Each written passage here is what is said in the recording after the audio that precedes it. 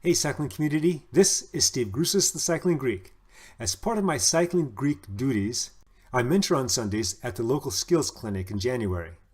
After the skills clinic is a training race, and due to today's numbers, they combine the Cat 5s, the Women's Force 5s, and the juniors.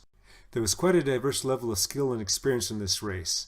There were recreationals, entry-level triathletes, and racers from a local juniors development team, Academy Cycling. My job as mentor was to 1. Wear that fancy orange vest as you've seen worn by one of my 2 fellow mentors. 2. Sit at the back of the pack and just observe.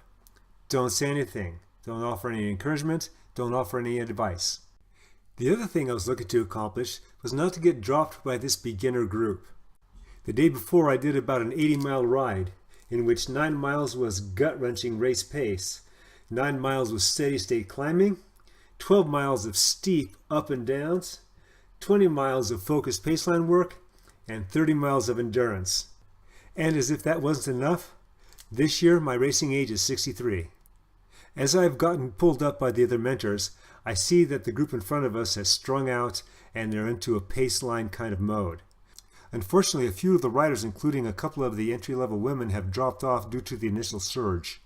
The pack pretty much is doing what they did in practice. Paceline like they are pros. The paceline is smooth, the distance between each wheel is steady, and no one is doing any unpredictable moves. When the person in the front pulls off, he drops back in a steady, smooth fashion, doesn't jerk around, gets back in line. Now the whole 35-minute race wasn't just pacelining. There were moves, attacks. Up ahead the peloton was splitting with an attack. A rider who just made it to the back of the line saw this and attacked the remaining pack on the inside. During this case, the mentors are supposed to split. That way most racers will be covered and we'll have more information for the post-race debrief that we conduct. As it turned out, within half a lap, everything came back together. It may have been that the attack did not have commitment, but it certainly was that there were still a lot of strong riders left in the pack. One of the things that we emphasize at the skills clinic is keeping that wheel and pedaling through the corner so you don't lose it and have to surge when you come out of the corner. Let's take the case of this rider. He's just dropped back from the front and now he's at the back, but rather than being on the wheel, he's about a bike length or 2 off. Coming into the corner, he's still maintaining that gap. The riders in front of him are now accelerating. He is now using energy that he would not have had to use if he was on the wheel to try and reconnect. Now, if the pack continues to surge like they're doing, he may not be able to catch on. Fortunately, they're starting to slow, so that's giving him a break. Now, the first thing he needs to do is get on that wheel and stay on that wheel. No more staying a bike or 2 lengths off the back. Unfortunately, he does not do that. He stays a couple bike lengths back. Why? I don't know. Maybe a comfortability issue. Whatever the case, he's using more energy. It isn't until about 3/4 of a lap later he finally makes contact, which means I finally make contact. I was afraid he was going to die off and I was going to have to close that gap on these young guys. Just after the start of the race, I had mentioned that there were some riders that had fallen off the back because of the surging. That included 2 of the women riders. These riders were allowed to restart when the pack came around again. Unfortunately, most of them were not able to connect, so they did the next best thing. They just hunkered down and they went as hard and as steady as they can go. That was the right thing to do. At this point, it is about 6 laps to go. The rider in front of me has given his all and he's pulling off as a signal that he's done. I'm now jumping to the next rider. What's going on ahead of her is an attack, and it looks like she's coming off the back on the attack. If the Cycling Greek was younger, I would have jumped across to the back of the pack there.